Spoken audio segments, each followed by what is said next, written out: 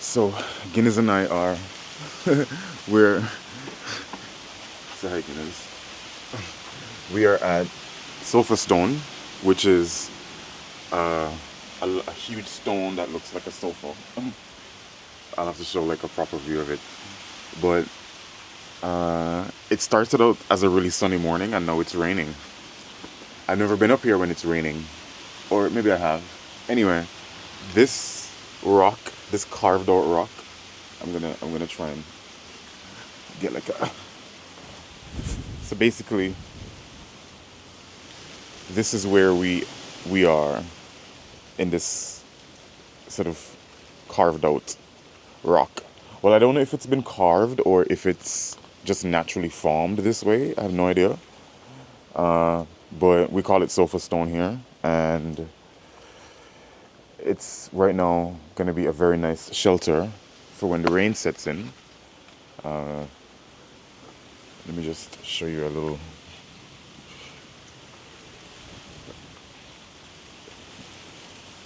vibe that we have going on here.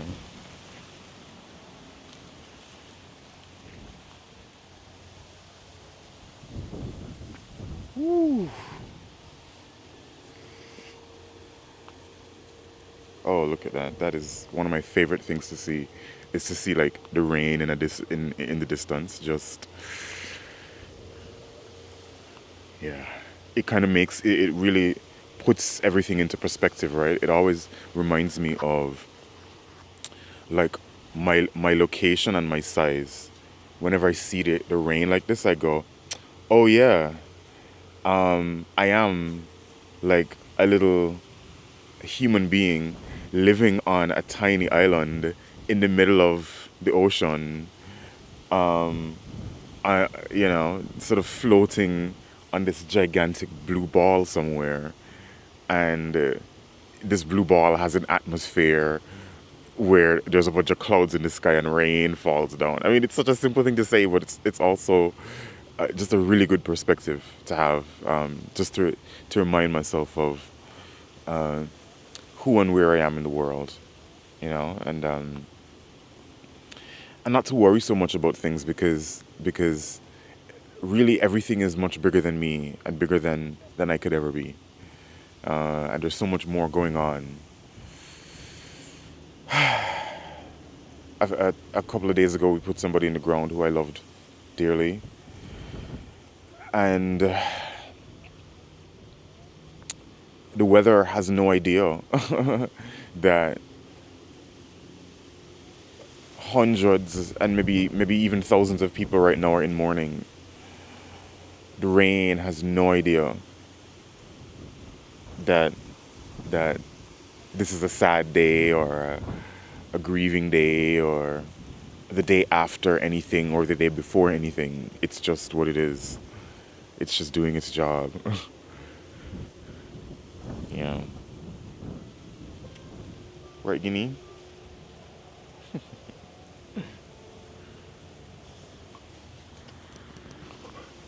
So this morning I'm reading more from Hagakure, the Book of the Samurai. Actually, I found a couple of really cool passages that I want to share. The first one is a really cool quote about righteousness. It says, "To hate injustice and stand on righteousness is a difficult thing. Furthermore, to think that being righteous is the best one can do and to do one's utmost to be righteous will, on the contrary, bring many mistakes. The way is in a higher place than righteousness." This is very difficult to discover, but it is the highest wisdom. When seen from this standpoint, things like righteousness are rather shallow. If one does not understand this on his own, it cannot be known. God damn. That's basically like, well, if you don't get it, you don't get it. That's just what it is. There is a method of getting to this way, however, even if one cannot discover it by himself. Okay. This is found in consultation with others. Even a person who has not attained this way sees others from the side. It is like the saying from the game of Go: He who sees from the side has 8 eyes. The saying, thought by thought we see our own mistakes, also means that the highest way is in discussion with others. Listening to the old stories and reading books are for the purpose of sloughing off one's own discrimination and attaching oneself to that of the ancients. Vibes. This really spoke to me because yeah, I mean I love the eloquence. It's like Yamamoto has this way of sandwiching deeper insight in between these really eloquent kind of snippets.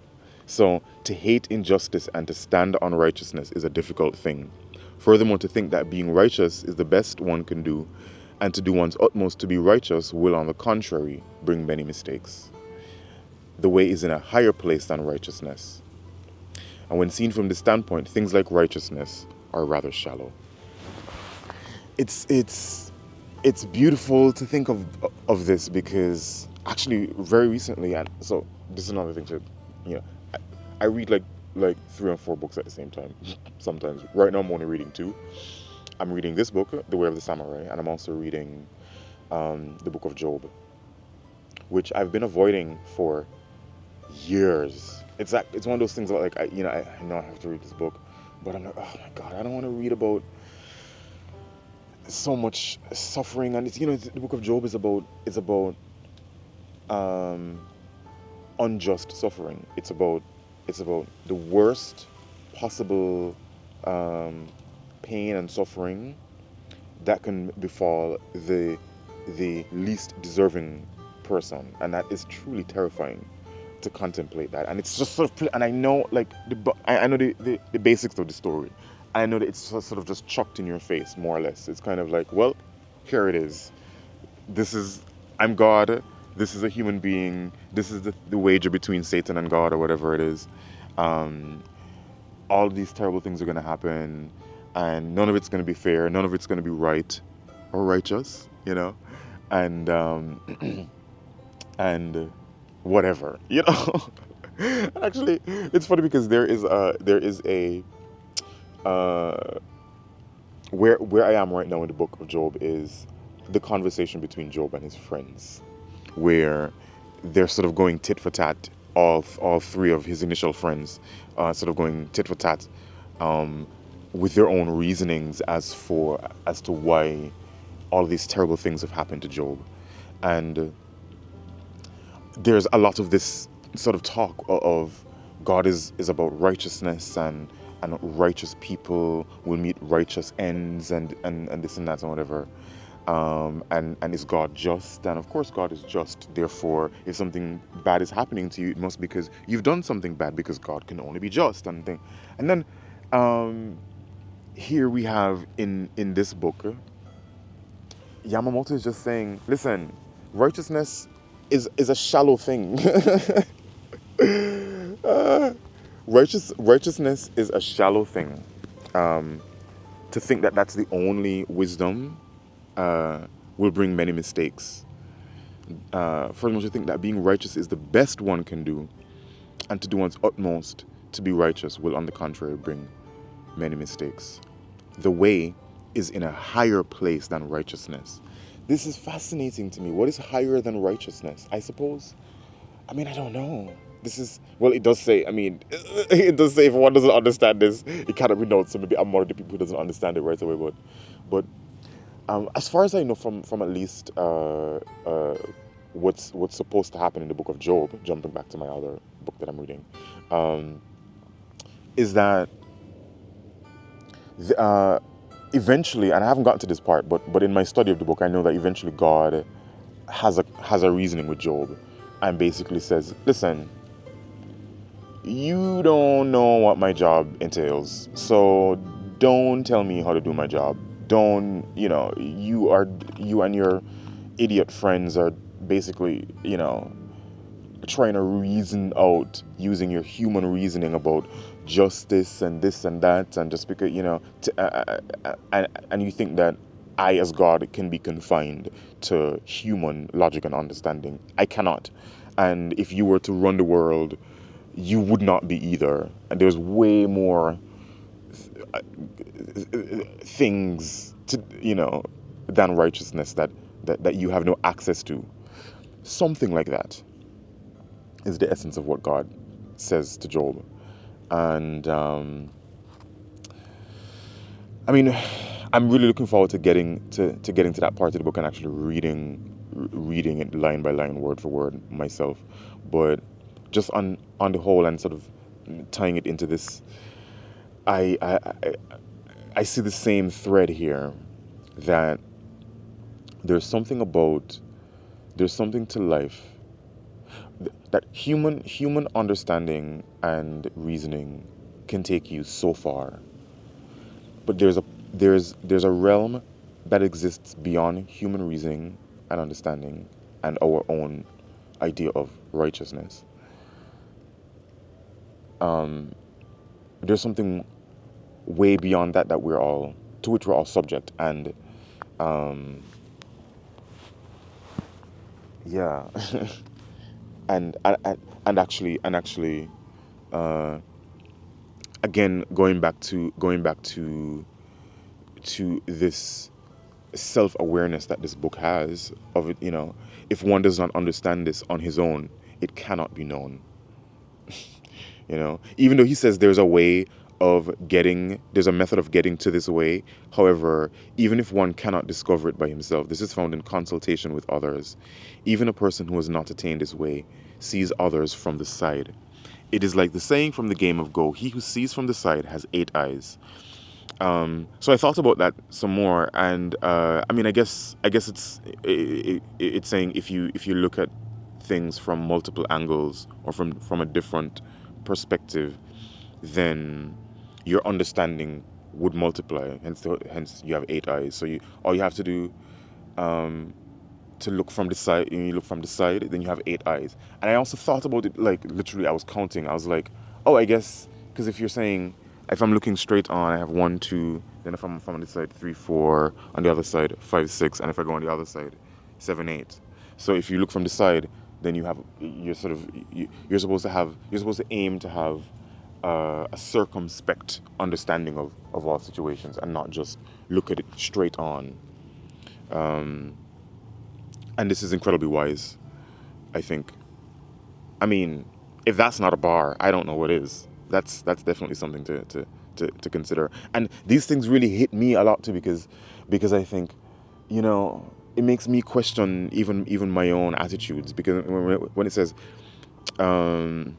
to think that being righteous is the best one can do, and to do one's utmost to be righteous will, on the contrary, bring many mistakes.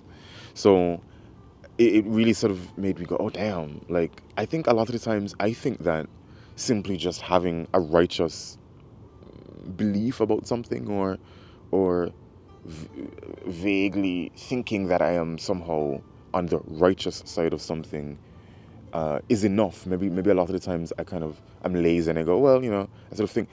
Immediately my thought was about taking action. Sometimes you may have to take action that um, that may seem unrighteous to somebody else, but may in the greater scheme of things, in a way. And it talks about, so it goes on to give the analogy of he who sees from this side has 8 eyes, right? So pairing these two visuals, right, these two sort of reasonings about seeing from the side and having 8 eyes, and not just thinking that righteousness is the only thing. My conclusion there is that in certain matters, just your understanding of righteousness, or one person's understanding of righteousness, does not suffice. You have to think about it from all perspectives, and see see with 8 eyes, um, and yeah, and that's how you find your answer, I think. So there's another section that I wanted to talk about. Um, yeah, this talks about a certain swordman uh, and his idea of skill. A certain swordsman in his declining years said the following: in one's life, there are levels in the pursuit of study. In the lowest level, a person studies, but nothing comes of it, and he feels that both he and others are unskillful. At this point, he is worthless. In the middle level, he is still useless, but is aware of his own insufficiencies and can also see the insufficiencies of others. In a higher level, he has pride concerning his own ability, rejoices in praise from others, and laments the lack of ability in his fellows. This man has worth. In the highest level, a man has the look of knowing nothing. These are the levels in general, but there's one transcending level, and this is the most excellent of all. This person is aware of the endlessness of entering deeply into a certain way and never thinks of himself as having finished. He truly knows his own insufficiencies and never in his whole life thinks that he has succeeded. He has no thoughts of pride, but with self-abasement knows the way to the end. Yeah.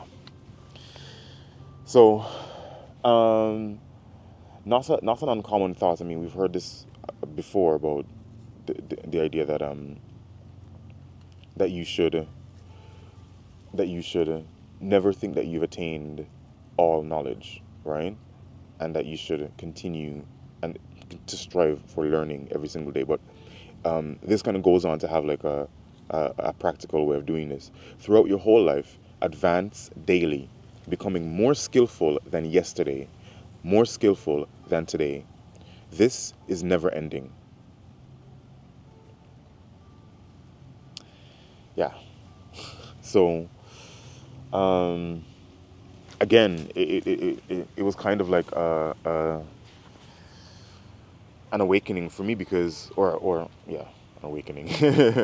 Quite lofty, right? But I really meant to say a wake up call, but what's the difference? Yeah, for me, it made me think about the fact that I don't know that I actively advance every single day. I don't think about well, today I should aim to do at least something a little bit better than yesterday, and tomorrow will be the same aim. And yeah, that this should be one's attitude throughout one's entire life. And I can see a lot of benefit to this because if just think about a 60, 70-year-old man who has this attitude that every single day I have to aim to do something better than I did yesterday. At that point, it may not be, or it may be running a marathon. It may not, maybe something else, but I think that kind of thing would keep you young and keep you vibrant and active and healthy, just by default. So, yeah, that's something that I think I'm going to work on incorporating in my own life, for sure. Like, for instance, yeah, lately I've been doing more push-ups, and what I tend to do is I tend to, and I'm proud of myself so far in a sense. So I think I'm probably somewhere in the middle way of this swords person that he's talking about, like the three general levels, where you kind of know some stuff and you're aware of what others know, and you kind of know some things that you know more than others, but you sort of also know that there's way more that you don't know than what you do know. And in that way, like I was talking about my push-ups, so I've been doing my push-ups and stuff like that.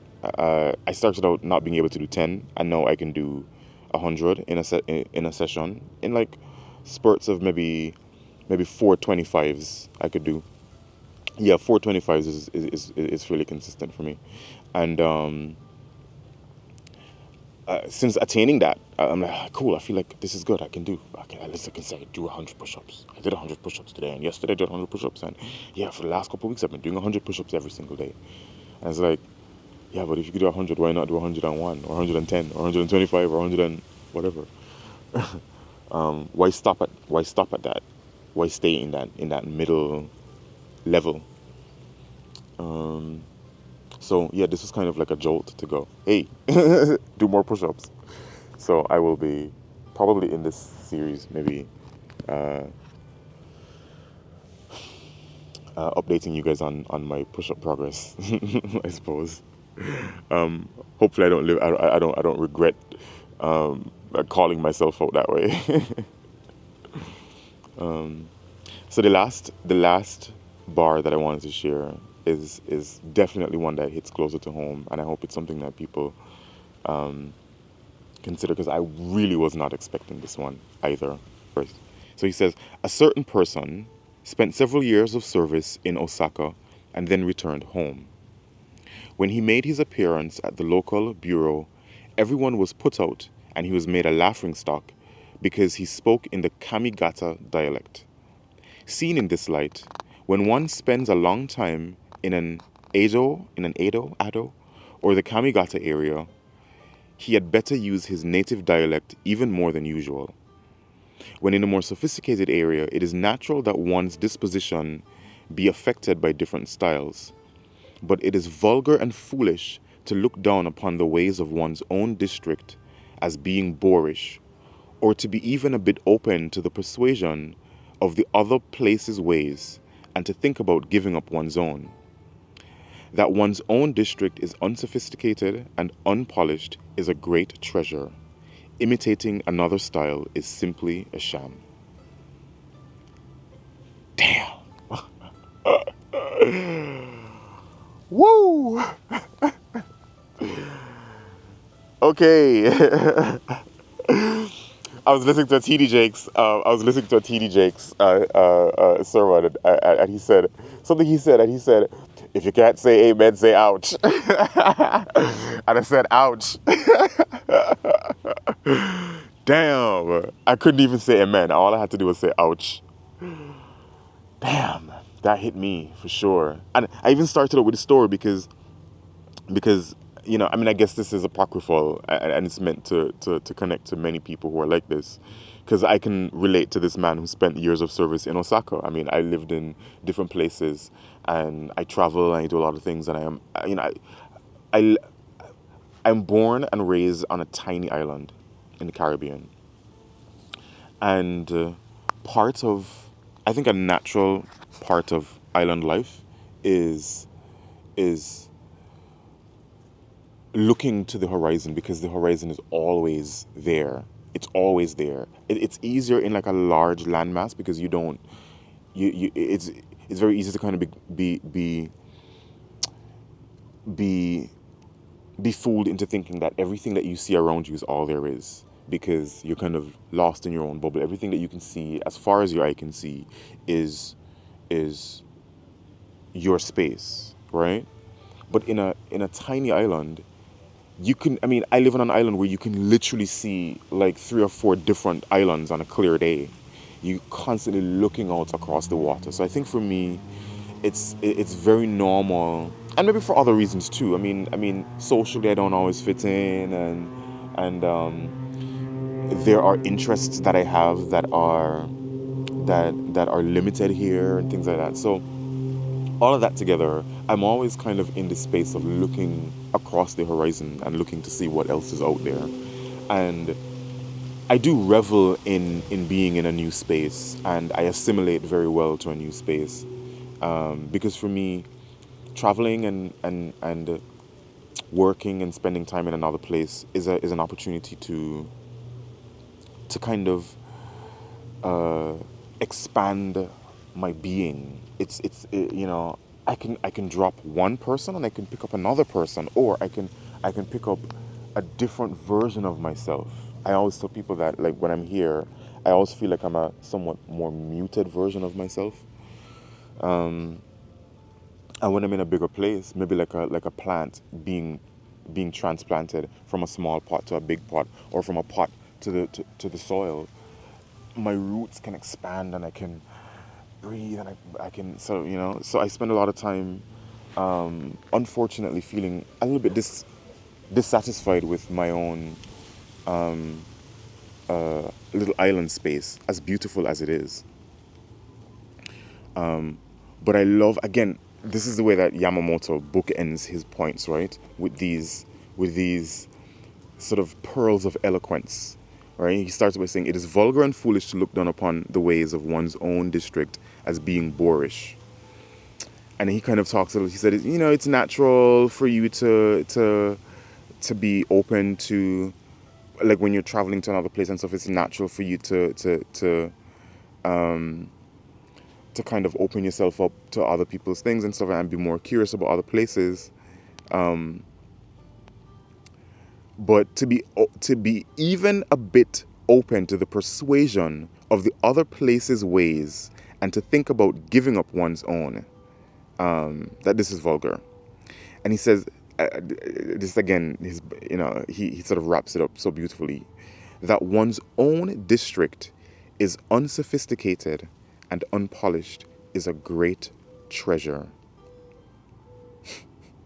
Imitating another style is simply a sham. Wow, that one's own district is unsophisticated and unpolished is a great treasure. That really hit me. And it's funny because it's a thought that I've had before as well, that one of the things I really enjoy about where I live, as small and in some ways limited as it is the fact that it's small and sort of limited. That, like, for instance, here you can go to the beach, and there's no real infrastructure on the beach here. So you don't, I mean, some beaches have like a few beach bars and stuff, but you don't have walkways and boardwalks and railings and stairs and big constructed bathrooms and sort of things, and paved ways and stuff. Most of the beaches here are just left just as they are, just so. You can go to the beach and it seems perfectly abandoned. I mean, there have been many beaches that I go to here thinking, I'm pretty sure nobody else knows about this beach because I've never seen anybody here. Like, it's always empty. It always just feels so just like something I've discovered for myself. And then one day I see somebody else there, and I'm like, oh, somebody else knows. And it's like, of course somebody else knows about this beach, but it's just so unpolished and so just so, that it's like it is a rare treasure. It's rare to find places like that, in this world where everything needs to be hyper developed. And yeah, so I've had that thought, and to see this guy talking about this, and this is in his samurai code, right? This is what he wants samurai to be thinking about, and this is how he wants people to arrange their mental attitude about their self-identity and about their space and their home. So, yeah,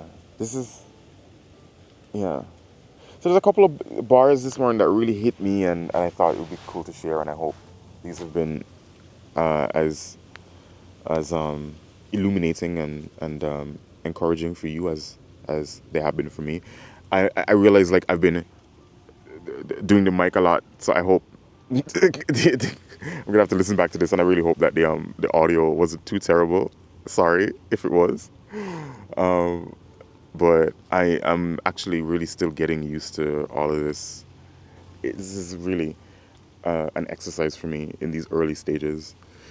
I'm actually using this book as, like, trying to kill multiple birds in one stone. I'm reading the book right now, so I'm thinking if I were to record these reflections, it would help to cement the information more, because I'm reflecting as I go, and also to create like a memento of me reading this thing, and also to finally, like, answer the challenge to share my thoughts and whatever, people, my reasonings and things that I find enlightening and helpful, useful. and to practice consistency as well. So I hope to. The aim is to upload one of these, at least one a week. So far, I've done well. Like I started 2 weeks ago, and I've made and uploaded 2 videos, so that's great. And I think I'm probably gonna meet the target for this one as well. Because as rough as it is, that's also my thing. Is I'm like, yo, as rough as it is, just post it. I don't care. Like the assignment is not to make a beautiful video. The assignment is to make a video reflecting on the way of the samurai consistently, straight to the end of the book. And that's just what I'm gonna do. So yeah, as rough and weird as the edit is, and I'm still figuring out the best way to work with reading it off my phone and holding the mic at the same time, and where do I record? If I go in nature, where do I find a spot to sit? And I'm holding the camera right now, so I'm like, ugh, because right now where I am, it's not easy to find a space to like set the camera down in a good angle. So anyway, all this stuff is being worked out. But if you have listened this far, whoever you are, I don't know. Thank you. I'm so curious about who would be listening to this. Honestly, who sees this video, clicks on it, or sees this video, thinks it's interesting, clicks on it, and listens all the way to the end. Who are you?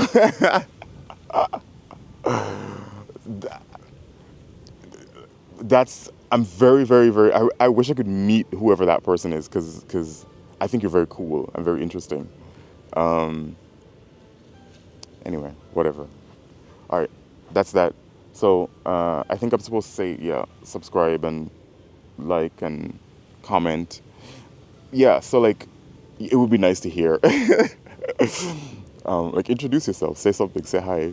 Maybe I'll see this. Maybe you'll be seeing this years from now. Still say hi. Say hi. Tell me where you're listening from, where you're watching from, and anything about yourself that you think would be interesting, and why you watched this all the way to the end as well. Why did you think this video was interesting? I'd like to know that. And I think even if you watch this 10 years from now, I'd still like to know that. So do that for me. All right, cool. That's it. Thank you. Bye.